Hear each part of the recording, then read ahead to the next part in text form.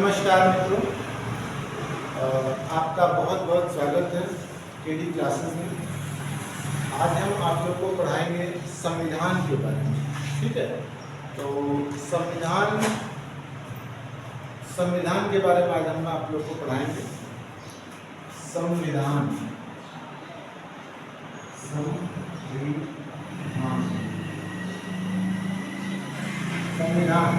अंग्रेजी में इसको बोलते हैं इंडियन कॉन्स्टिट्यूशन। इंडियन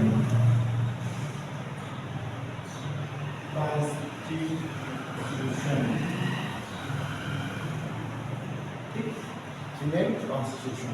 तो जैसा कि हम सभी जानते हैं कि भारतीय संविधान बहुत बड़े प्रारूप में बना हुआ है, और ये जो है इसमें जो स्टार्टिंग की जो 3 चीज़ें बताई गई हैं, ये बेसिकली 3 चीज़ों पे आधारित है।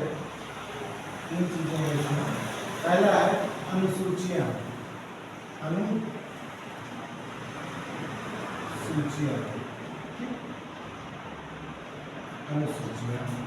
दूसरा है भाग, और तीसरा है अनुच्छेद।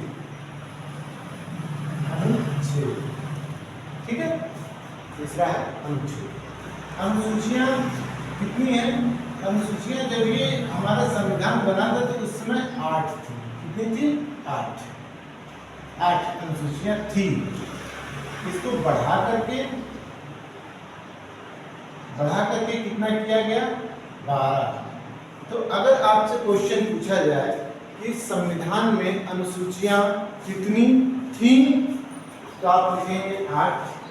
अगर पूछा जाए कि संविधान में अनुसूचियाँ कितनी हैं, तो आप लिखेंगे 12। यानी वर्तमान समय में ये हैं 12 अनुसूचियाँ हैं। भाग भी उसी प्रकार से है। भाग जब संविधान लिखा गया तो उसमें 22 भाग थे। कितने भाग थे? 22 भाग। इसको बढ़ा करके किया गया,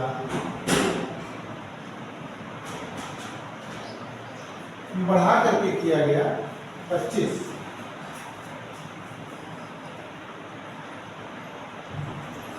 बढ़ा करके कितना किया गया? 25। ठीक है, 25। इसी प्रकार से अनुच्छेद को इंग्लिश में बोलते हैं आर्टिकल। आर्टिकल का भी सेम वही है।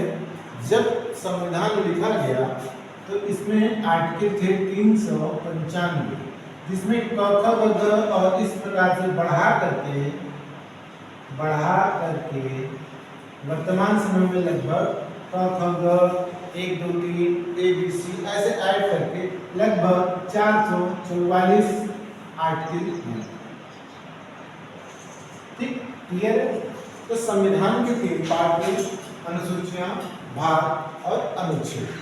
ठीक है, चलो संविधान इसको सबसे पहले 9 दिसंबर 1946, कब?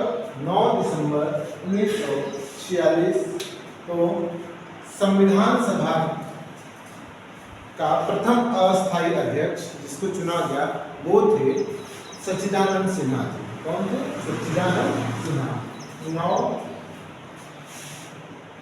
9 दिसंबर 1946 को संविधान सभा की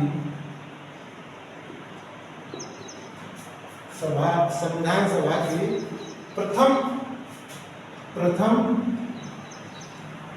अस्थायी। अब आपको ये एक वर्ड आता है अस्थायी। अस्थायी और स्थायी में क्या अंतर होता है? अस्थायी को बोलते हैं टेम्पोररी। ठीक है, और अस्थायी को क्या बोलते हैं? परमानेंट। क्या बोलते हैं? परमानेंट। ठीक, परमानेंट। तो अस्थायी अध्यक्ष जिसको चुना गया उनका नाम था सच्चिदानंद सिन्हा। क्या नाम था? सच्चिदानंद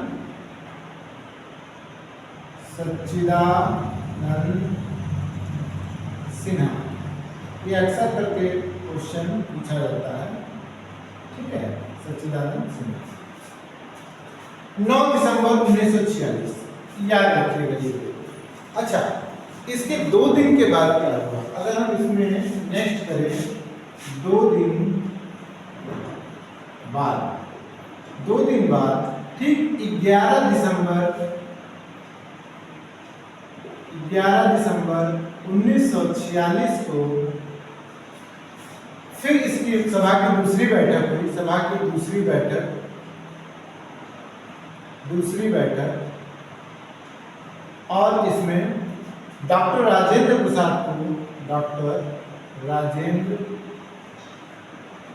प्रसाद जी को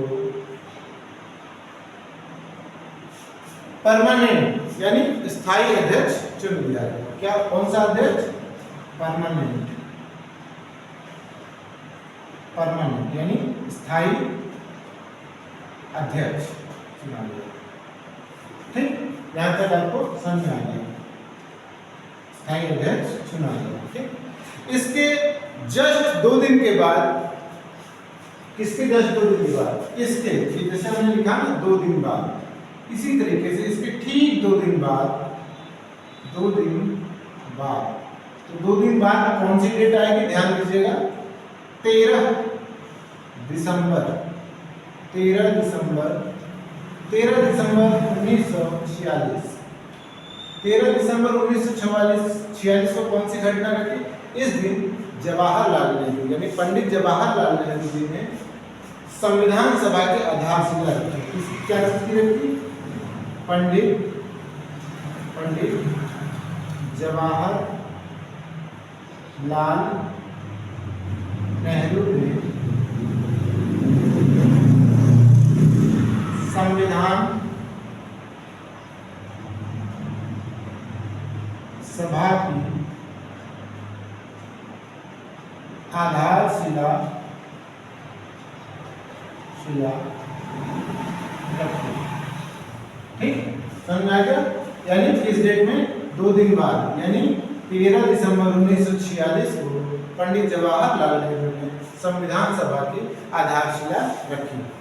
और इस दिन ये तय हुआ कि एक समिति बनाई जाएगी, समिति मतलब कमेटी गठित की जाएगी, जिसमें भारत का संविधान का पूरा रूपरेखा तैयार किया जाएगा। तो इन्होंने क्या काम किया? प्रारूप समिति का गठन किया। प्रारूप समिति। अब प्रारूप समिति क्या होता है? प्रारूप समिति का मतलब होता है क्या, बताइए?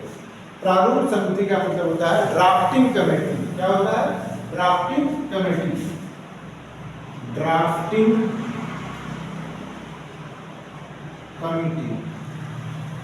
ठीक, जिस प्रकार से कोई भी प्लान, हम कोई भी योजना करते हैं तो उसका एक ब्लूप्रिंट तैयार करते हैं। क्या करते हैं? ब्लूप्रिंट। ठीक है, उसी तरीके से ड्राफ्टिंग कमेटी एक बनाई गई और इस कमेटी यानी इसको बोला गया प्रारूप समिति। इस प्रारूप समिति के अध्यक्ष किसको चुना गया? As a monitor. ठीक है, अध्यक्ष किसको चुना गया? अध्यक्ष चुना गया B.R. अम्बेडकर जी को। श्री B.R. अम्बेडकर जी को चुना गया। ठीक, अब इनके साथ 7 और सहयोगी दिए गए।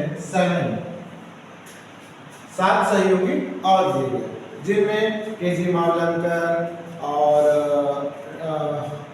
मोहम्मद सदुल्लाह थे और एन. माधव राव थे और इसमें आपके एन. गोपालस्वामी अयंगर थे, के.एम. मन्ना थे। इस तरह से करके 7 लोगों को और चुना गया। ठीक है, तो उसमें हेड कौन थे? प्रारूप समिति के अध्यक्ष थे B.R. अम्बेडकर जी। यहाँ तक समझ में आया? अब ये संविधान जो था, इसको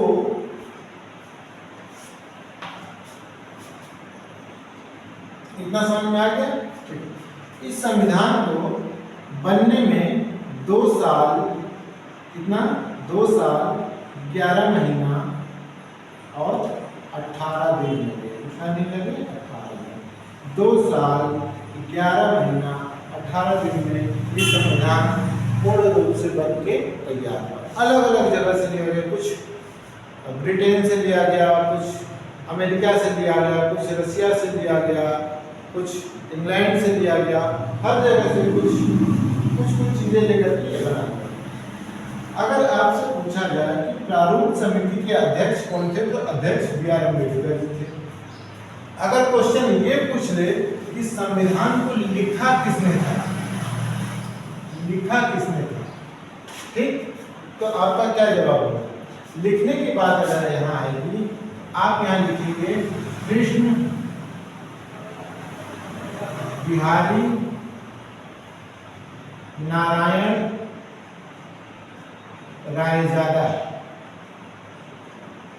क्या नाम लिखेंगे? कृष्ण बिहारी नारायण रायजादा। ठीक है। अगर पूछा कि किसने अपनी लिखा, मैक्सिमम बच्चे इसमें गलती कर जाते हैं, लिखने की बात अगर आती है तो लिखा है इन्होंने कृष्ण बिहारी नारायण रायजादा। ठीक है। ये अब संविधान में देखिए, संविधान में सिर्फ दो शब्द कहे गए हैं, एक है भारत और दूसरा है इंडिया। ये दो शब्द का इस्तेमाल कहाँ किया गया? अपने संविधान में। ठीक है। इसके अलावा ना हिंदू ना हिंदुस्तान इस तरह का कोई भी वर्ड नहीं है, सिर्फ ये दो शब्द यूज किए गए, भारत और इंडिया। ठीक। तो इसके बाद अब आगे जब बढ़ेंगे तो अब हम देखेंगे कि 2 साल 11 महीना 18 दिन में ये बन के तैयार हुआ। और सबसे पहले 26 नवंबर 1949, कब? 26 नवंबर 1949 को किसके इस जो प्रारूप जो संविधान बना था, जो 2 साल 11 महीना 18 दिन में, इसके कुछ खंड को लागू कर दिया गया, कुछ खंड को लागू कर दिया गया। ठीक, कुछ खंड को लागू कर दिया गया। अब इसके बाद हम देखते हैं, इसको मिटा देते हैं।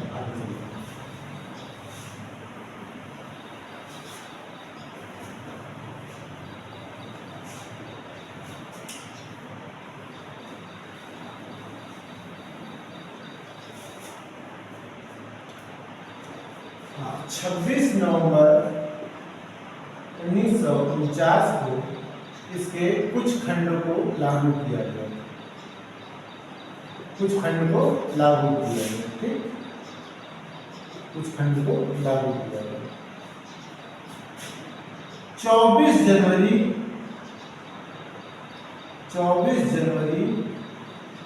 1950 को संविधान सभा की आखिरी बैठक हुई। कौन सी बैठक? आखिरी बैठक। और इसमें क्या हुआ? डॉक्टर राजेंद्र प्रसाद को सर्वसम्मति मतलब सबकी सहमति, सबकी सम्मति से, सर्वसम्मति से राष्ट्रपति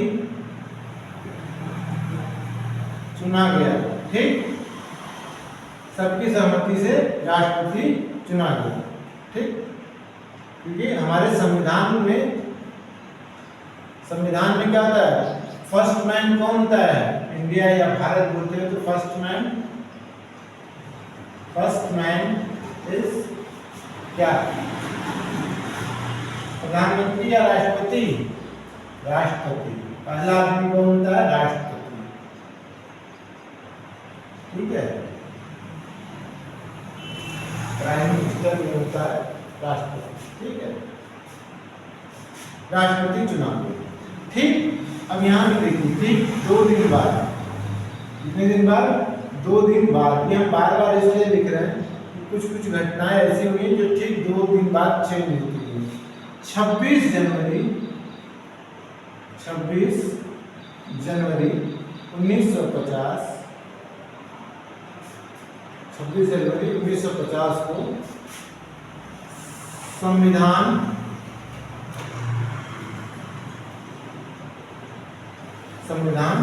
पूरे देश में पूरे खंड के साथ, मतलब जितने भी इसके खंड बने थे, 8 अनुसूचियां, 22 भाग, 395 आर्टिकल, ये क्या हुए, संविधान के सभी खंडों को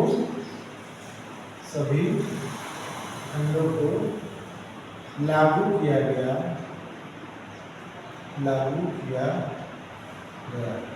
ठीक है, और उसी दिन से फर्स्ट रिपब्लिक डे यानी प्रथम गणतंत्र दिवस, या स्टार्टिंग बोल दीजिए इसको, प्रथम गणतंत्र दिवस के रूप में मनाया जाने लगा। ठीक है, 26 जनवरी 1950 उस दिन क्या हुआ, संविधान के सभी खंडों को लागू किया गया। फर्स्ट रिपब्लिक डे उस दिन से मनाना प्रारंभ हुआ। तो ये हमारा सिर्फ संविधान पे एक छोटा सा ब्रीफ इंट्रोडक्शन था। इसके बाद हम आपको इसके सभी अनुसूचियों के बारे में, सभी भागों के बारे में, सभी आर्टिकल के बारे में बताएंगे, और इतना इजी वे में बताएंगे कि आपको पूरी तरह से समझ में आ जाएगा। आपको हम ये भी बताएंगे कि अनुसूची यानी आर्टिकल, ठीक है, अनुसूची यानी आर्टिकल, और धारा यानी सेक्शन में होता है आपका 3 तरह की धारा आती है, सीपीसी, सीआरपीसी और आईपीसी। ठीक है, बेसिकली ये इधर होना चाहिए, सीपीसी के बाद आईपीसी और सीआरपीसी। ये इसके बारे में बताएंगे कि ये कैसे होता है, ठीक है। और आपको बताएंगे हम भारत सरकार किस तरह से चलती है। मतलब देखिए, चलने की 3 प्रक्रियाएं होती हैं। 3 प्रक्रियाएं कैसी होती हैं? भारत सरकार में एक होता है जो होता है लेजिस्लेटिव। क्या होता है? लेजिस्लेटिव या एक लेजिस्लेचर। ठीक है, इसको बेसिकली हम लोग हिंदी में बोलते हैं विधायिका। क्या बोलते हैं? विधायिका। दूसरा पार्ट इसका होता है एग्जीक्यूटिव। इसको बोलते हैं हिंदी में कार्यपालिका। क्या बोलते हैं? कार्यपालिका। तीसरा जो होता है वो होता है जुडिशरी मतलब न्यायपालिका। ठीक। और चौथा जो स्तंभ होता है वो होता है मीडिया को अलग रखा गया है। मीडिया, इसको एक तरह से समझिए कि स्वतंत्र प्रभाव दिया जाए। इसका कार्य क्या है? सिर्फ सच्चाई को दिखाना। ये ना विधायिका में दखल दे सकती है, न कार्यपालिका में दखल दे सकती है, और न ही न्यायपालिका में दखल दे सकती है। तो हम आपको धारा के बारे में बताएंगे। पहले आपको अनुसूचियों के बारे में बताएंगे, फिर भाग के बारे में बताएंगे, फिर अनुच्छेद के बारे में बताएंगे। ठीक है, धारा में जो आपको बताएंगे तो सभी धाराओं के बारे में बताएंगे, सेक्शन, सीपीसी, आईपीसी, सीआरपीसी, इनके बारे में बताएंगे। और जब भारत सरकार के कार्य करने के तरीकों के बारे में बताएंगे तब हम आपको बताएंगे कि भारत सरकार मुख्यतः इन 4 अंगों में डिवाइडेड है। ये 4 स्तंभ है उनके। पहला है लेजिस्लेटिव यानी लेजिस्लेचर, दूसरा एग्जीक्यूटिव, तीसरा जुडिशरी और चौथा मीडिया। ठीक, अगर हमारा ये वीडियो आपको जरा भी पसंद आया हो तो प्लीज़ लाइक और शेयर जरूर करें। धन्यवाद।